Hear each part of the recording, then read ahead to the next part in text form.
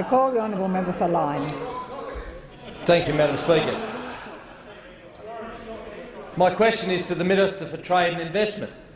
Tourism is a vital industry in my electorate of Lyons. Will the Minister update the House on how scrapping the carbon tax will benefit the tourism industry and the 300,000 businesses involved and the 900,000 Australians that are employed in that sector? I call the honourable the Minister for Trade and Investment.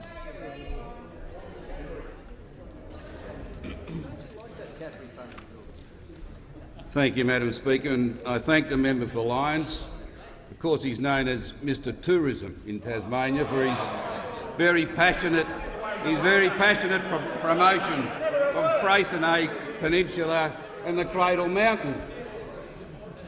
He's also doing a great job as Deputy Chair of our Tourism Committee.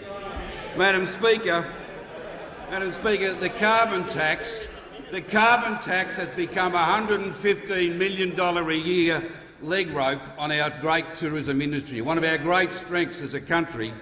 And the fact is, Madam Speaker, that many of the 512,000 jobs that were lost in small business over the 6 years of Labor administration, many of those were in the tourism industry. And they stand culpable because this was a time of great growth in the tourism industry in the region. A great growth in the region. Many jobs were trashed unnecessarily, Madam Speaker, in the tourism industry. And if you look at what else has happened in the region, Madam Speaker, under Labor between 2007 and 2013, international visitors increased by 16%. Now, you'll take credit for that, but the fact of the matter is Singapore, geographically one of our great competitors, they went up 51%. This is at a time when the middle class have been growing exponentially in the region, tourism's been growing, and we lost out. In fact, we lost jobs in the tourism sector, Madam Speaker.